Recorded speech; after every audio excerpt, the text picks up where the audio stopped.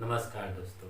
मैं अमित कुमार एमजीटी की YouTube channel में आप सबका स्वागत एक बार फिर से करता हूं। और आज हम चर्चा करेंगे फिर से sweetest love I do not go का chapter wise I mean stanza wise अर्थ। यानी कि हमें प्रत्येक स्ट्रेंजर को कैसे पढ़ना है, कैसे रीडिंग देना है, कैसे उसका अर्थ निकालना है। जैसे कि हमने इसके पहले चर्चा किया कि वर्ड्स का हिंदी अर्थ क्या होगा। अब उसका प्रयोग कहाँ किया गया है, उसका अर्थ हम कैसे निकालेंगे, इस अर्थ को स्पष्ट करते हुए हम आज इस शब्द को पढ़ेंगे। तो दोस्तों एक बार फिर आप लोग तैयार हो जाइए पढ़ने के लिए और हम लोग चर्चा करेंगे। आप लोग सभी ध्यान से सुनिएगा और इस पे ध्यान दीजिएगा कि किस तरह हम पढ़ रहे हैं, क्योंकि हमें अब लिटरेचर पढ़ना सीखना है और इसके लिए हम प्रयासरत हैं। और एमजीटी आप लोग का हमेशा से मदद करता रहा है और करता रहेगा। और इसकी चर्चा हम करना शुरू करेंगे, लेकिन उसके पहले हम थोड़ा सा आप लोग का माइंड फ्रेशनर कर दे। तो दोस्तों आप लोगों को पहले भी हम बता चुके हैं कि कभी भी कोई भी कार्य शुरू करना हो तो सबसे पहले उसके अनुसार आपको ढलना पड़ता है, यानी आपको माहौल बनाना पड़ता है। तो आप लोग देखे होंगे कि आपके प्रत्येक लिटरेचर चैप्टर में एक चीज, मतलब कि जब ऑथर का बायोग्राफी खत्म होने के बाद क्वेश्चन आ जाते हैं। क्वेश्चन क्या होता है कि क्वेश्चन से रिलेटेड मतलब ऐसे क्वेश्चन डाले जाते हैं जो कंडीशनल होते हैं, जो कंडीशन वैसा उत्पन्न करता है जैसा आपका कविता होता है। अर्थात कवि भी, यानी जो लेखक है, राइटर है, वो ये दर्शाना चाहता है कि जब आप इस चैप्टर को शुरू करें तो आपका माइंड, यानी कि आपका जो सोच हो उस तरह का हो, उस तरह आप सोचे और आपके ख्यालात भी वैसे ही हो, तब जाकर आपको अच्छे ढंग से समझ में आएगा। अब मान लीजिए कि आपका मूड कोई और दिशा में हो और आप कहीं और फोकस कर रहे हैं और अचानक आपको ये पढ़ना पड़े तो आप कुछ नहीं समझ पाइएगा। तो सबसे पहले आपको माइंड सेटअप करना पड़ेगा और सबसे पहले उससे रिलेटेड क्वेश्चन। तो जैसे कि इसमें कुछ क्वेश्चन है, आपको हम पहले भी बता चुके हैं कि कभी यहाँ पे क्वेश्चन एक दिए हुए हैं, हम उसकी चर्चा करते हैं। तो क्वेश्चन है, जैसे ऑथर के बाद एक क्वेश्चन आप लोग देखिएगा, एक छोटे से पैराग्राफ में दिया हुआ है और ब्रीफली मौखिक क्वेश्चन उसका आंसर पूछ रहा है। जैसे कि yours is a very loving family, मतलब यहाँ पे कभी कहते हैं yours is a very loving family, यानी कि आपका परिवार एक बहुत ही प्यारा परिवार है। And you have always live together, आप उनके साथ क्या रहते हैं, हमेशा साथ रहते हैं, यानी एक दूसरे से जुड़े रहते हैं। But now you have to leave them to go to different city to pursue your studies. मतलब कहने का है कि अब क्या हुआ कि आप एक साथ रह रहे हैं, एक साथ मतलब हमेशा से रहे हैं और अचानक आपको अच्छे पढ़ाई के लिए, अच्छे अध्ययन के लिए, मतलब हायर एजुकेशन के लिए अपने गांव को या फिर अपने परिवार को छोड़कर जाना पड़ता है। तो यहाँ कवि एक प्रश्न डालते हैं और प्रश्न पूछते हैं, how do you feel living the members of your family. यहाँ पे उन्होंने एक प्रश्न उठाया कि how would you feel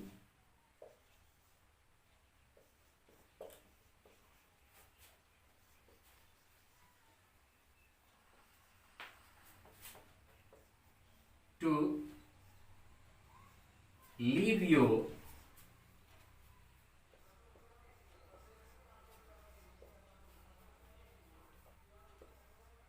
your members of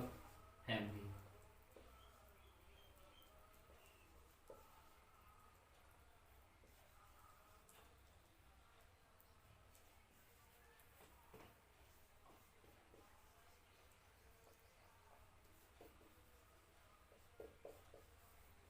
चलिए, ये छोटा प्रश्न आपको लगेगा, how would you feel to leave your members of family, मतलब आप अपने परिवार के सदस्य को जब छोड़िएगा तो आपको कैसा महसूस होगा, कैसा लगेगा, यही भाव यहाँ पे दर्शा रहे हैं। क्योंकि कभी भी इसमें इस कविता के माध्यम से वही दर्शाना चाहते हैं, अपने बिछड़ों को, अपने बिछड़ाव को, बिछड़न को दर्शाना चाह रहा है कि किस तरह वो अपनी प्रेयसी से अलग होंगे और किस तरह उनको महसूस होता है, कैसा एहसास होता है, कैसा फीलिंग्स होता है, कैसे, किस भाव का, किस दर्द का वो महसूस करते हैं, वैसा ही सेटअप आपका यहाँ पे प्रश्न किया गया है कि आपका परिवार एक बहुत ही अच्छा परिवार है और एक साथ रहते हैं, मिलजुल कर रहते हैं, उनकी भावनाएं एक दूसरे से जुड़ी हुई है, काफी ज्यादा एक दूसरे से लगाव है, प्रेम है।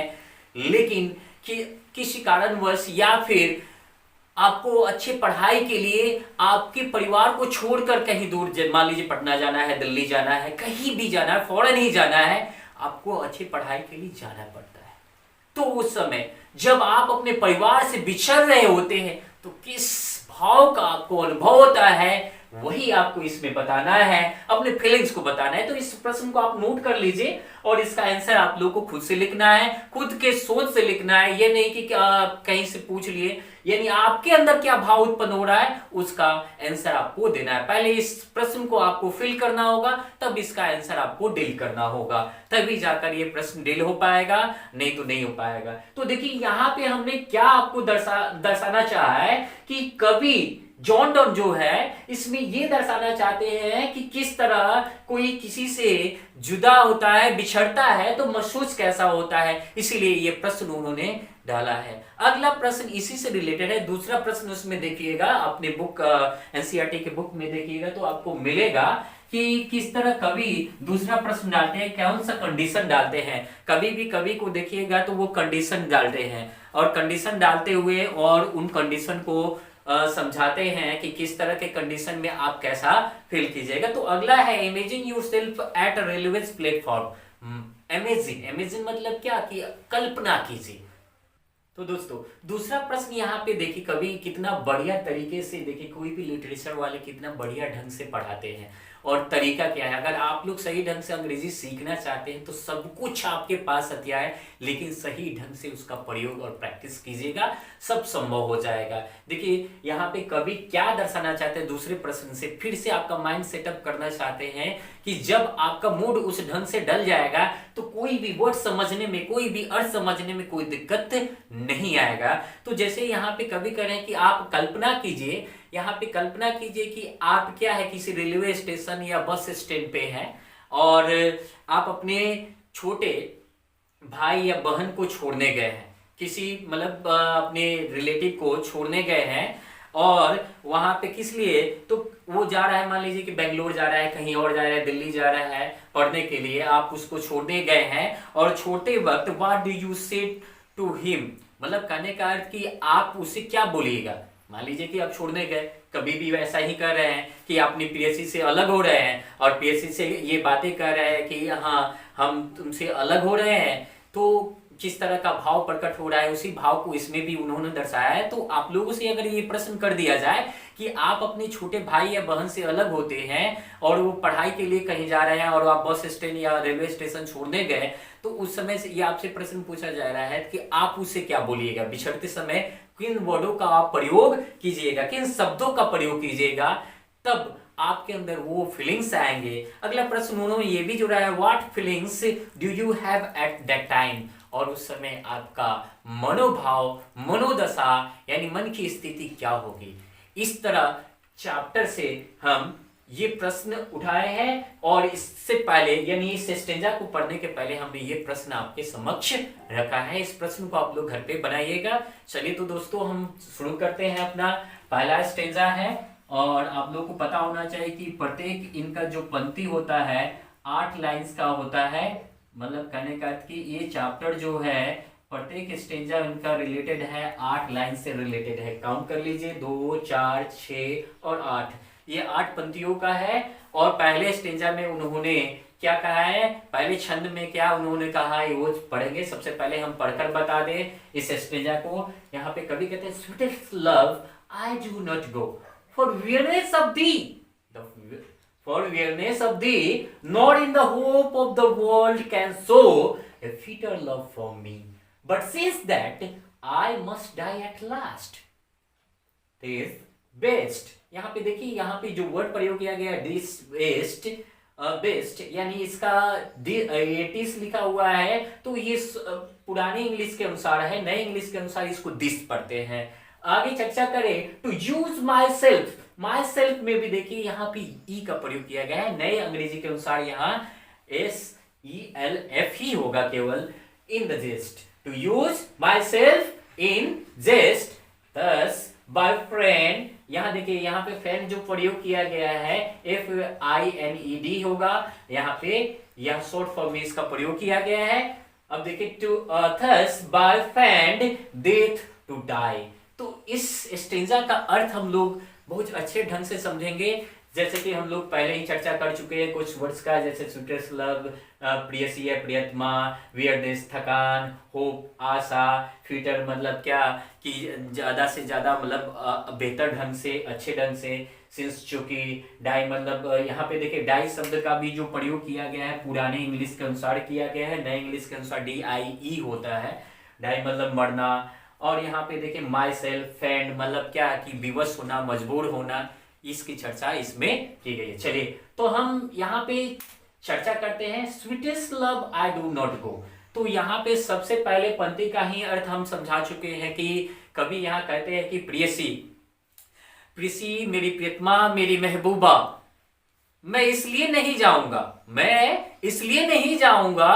कि मैं फॉर वियरनेस ऑफ दी, मैं तुमसे,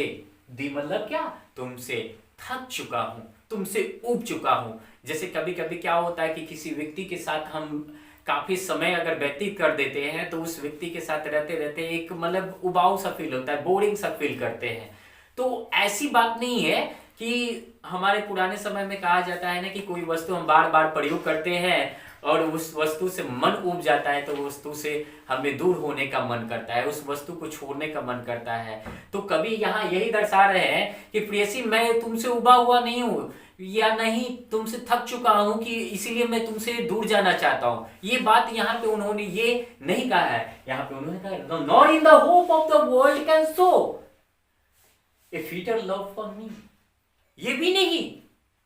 यानी प्रस्तुत कविता में, अब चर्चा करें, प्रस्तुत कविता में कवि ये कहते हैं कि इस आशा में नहीं कि कोई दूसरा हमें तुमसे अच्छा बेहतर प्रेम दे पाएगा और कोई मेरी और कोई प्रेयसी है उसके लिए मैं जा रहा हूं, ऐसी बात नहीं है, ऐसा मन में कभी सोच भी मत लाना। ऐसे कवि वो कहते हैं but since that I must die at last, लेकिन एक समय ऐसा आएगा कि हमें मरना ही है। मतलब कि हम सभी जानते हैं कि सबका अंत समय जब आता है तो उसका अंत एक ही चीज होता है, उसका अंत होना यानी कि मर जाना। तो कभी कहते हैं मैं अवश्य मर जाऊंगा, लेकिन यहाँ पे वो कहते हैं दिस बेस्ट, मतलब इस मतलब सोच में मैं मर जाऊं, और to use myself in the jest, मतलब ये भी कभी यहाँ दर्शाना चाहते हैं, अपने भाव को दर्शा रहे हैं, कह रहे हैं क्या कि अगर मैं ये सोच लूं कि मैं मर जाऊंगा और उसमें दुख में शोक में चला जाऊं तो ये गलत है, मैं तुमसे बिछड़ जाऊंगा और पहले से मैं ये सोचना शुरू कर दूं कि मैं बिछड़ जाऊंगा तो कैसे जीऊंगा, तो ऐसा अगर मैं सोचूं तो कभी जीवन सही ढंग से नहीं जी पाऊंगा। तो लेकिन कभी यहाँ कहते हैं यूज माई सेल्फ इन जेस्ट, मैं अपने आप की जिंदगी को जीना चाहता हूँ, उत्साह के साथ जीना चाहता हूँ, खुशी के साथ जीना चाहता हूँ। Thus by fate death to die, मतलब कहने का अर्थ यहाँ कभी कहते हैं कि अगर वियोग भी हो, अकेला मैं अगर तुमसे बिछड़ू भी या किसी प्रकार का वियोग हो तो उसको मैं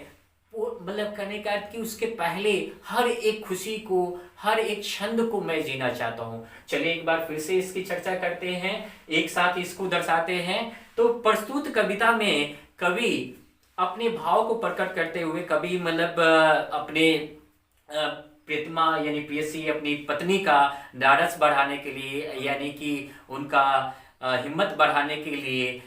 जब बिछड़ रहे होते हैं तो कुछ पंक्तियों का प्रयोग करते हैं और उनको समझाते हैं, समझाते हुए कहते हैं, एक तरह से कहते हैं ना कि कभी यहाँ पे एक ढोंग रचते हैं, मरने का एक बहाना करते हैं और मरने का बहाना करते हुए अपनी पत्नी को ये दर्शाना चाहते हैं कि मैं रियल में ये ऐसा नहीं कर रहा हूँ, तुम केवल इतना एहसास करो, ये महसूस करो, ये जानो कि मैं तुमसे अलग नहीं हो रहा हूँ, कि मैं तुमसे उब चुका हूँ, थक चुका हूँ, या फिर तुमसे कोई किसी प्रकार की व्यथा है, या फिर कोई मेरी और प्रियतमा है, प्रेयसी है, कोई और लड़की है, इसलिए मैं तुमसे अलग हो रहा हूँ और मैं इस सुख से कि मतलब कि मुझे कोई और प्रेम देगा, ये दुनिया और संसार में मुझे तुमसे ज्यादा अच्छा प्रेम दे पाएगा, ऐसा कभी मत सोचना। और मैं ऐसा सोचकर नहीं जीना चाहता हूँ, मतलब कि इतना सोचना कि हाँ मैं अगर ऐसे बिछड़ जाऊंगा, ऐसे होगा वैसे होगा, तो अगर ऐसा सोचकर मैं जीऊं तो कभी मैं सही ढंग से नहीं जी पाऊंगा। और यहाँ पे उन्होंने ये भी कहा है कि मैं अपने आप को, अपनी जिंदगी, जो बची जिंदगी है, जो जिंदगी है उसको अभी मैं जीना चाहता हूँ खुशी के साथ, और पूरे मतलब खुशी के साथ, उत्साह के साथ इसे जीना चाहता हूं, और ये मैं दर्शाना चाहता हूं। तो ये इस पंक्ति का अर्थ यही हुआ। यहाँ देखते हैं कि इस स्टेजा में हमने दर्शाया, लेकिन ये लास्ट की पंक्ति को हम थोड़ा ध्यान देंगे। लास्ट की पंक्ति में कवि कहना क्या चाह रहे हैं, कवि ये दर्शाना चाह रहे हैं कि अगर हमें मरना है तो क्यों ना मरूं, ऐसे मरूं कि मृत्यु भी हमें सहज से स्वीकार करे। जैसे हजारी प्रसाद द्विवेदी का ये कहना था कि है मृत्यु अगर तैयार यदि तू, तुम्हारा स्वागत है प्रसन्नमुख प्रसन्नमुख। मतलब कहने का अर्थ कि इस पंक्ति के द्वारा कवि ये करना चाहते हैं कि अगर मरना है तो मुझे मृत्यु को सहज से स्वीकार करूंगा, मुझे स्वागत करता हूं मैं मृत्यु का, वरण करता हूं, खुशी के साथ वरण करूंगा, ये नहीं कि डर कर मरूंगा। ये कवि इस पंक्ति में दर्शाना चाहते हैं। मैं जीऊंगा, खुशी के साथ जीऊंगा, हर एक पल को जीऊंगा, खुशी के साथ जीऊंगा, ये नहीं कि डर डर कर जीऊंगा। इस कविता के द्वारा, इस स्टेंजा के द्वारा कवि ये दर्शाना चाहते हैं।